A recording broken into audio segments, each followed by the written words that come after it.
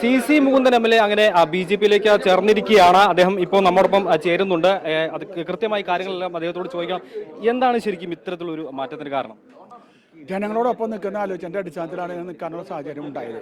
ജനങ്ങളൊപ്പം നിന്നുകൊണ്ട് പ്രവർത്തിക്കാൻ ഒരു സാഹചര്യം ഈ പ്രസ്ഥാനം ഉണ്ടായപ്പോൾ അവരെ കൂടെ നിന്ന് പ്രവർത്തിച്ചു പോകാൻ എൻ്റെ മനസ്സ് വളരെ സന്തോഷത്തോടെ മുന്നോട്ട് പോവുകയാണ്.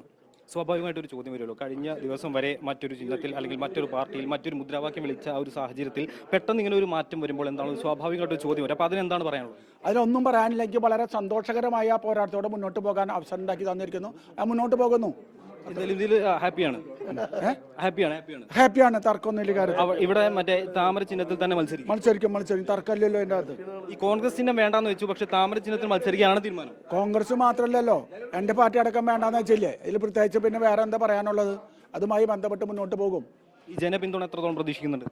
അല്ല, എന്നെ അവഗണിക്കുന്ന ഏത് ആൾക്കാരാവട്ടെ അവർക്കെതിരായി വളരെ ഫൈറ്റ് ചെയ്യാൻ വേണ്ടിയിട്ടാണ് ഞാൻ പ്രസ്ഥാനമായി ബന്ധപ്പെട്ട് മുന്നോട്ട് പോകുന്നത്. എൻ്റെ ജീവിതം അടക്കം അത് മാത്രമല്ല, സ്മരണം വരെ വെല്ലുവിളിച്ചവരുണ്ട് ഇപ്പോൾ ഈ കാലഘട്ടത്തിൽ.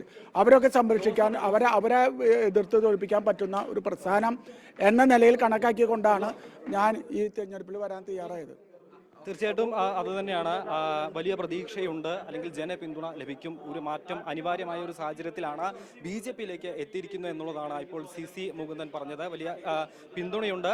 നാട്ടികയിൽ താമര ചിഹ്നത്തിൽ തന്നെ BJP സ്ഥാനാർത്ഥിയായി മത്സരിക്കും എന്നുള്ളതാണ് ഇപ്പോൾ CC മുകുന്ദൻ MLA നമ്മോട് പറയുന്നത്. ക്യാമറമാൻ ചന്ദ്രജോസിനൊപ്പം ഹരീഷ് നാരായൺ, അമൃത ന്യൂസ്, തൃശൂർ.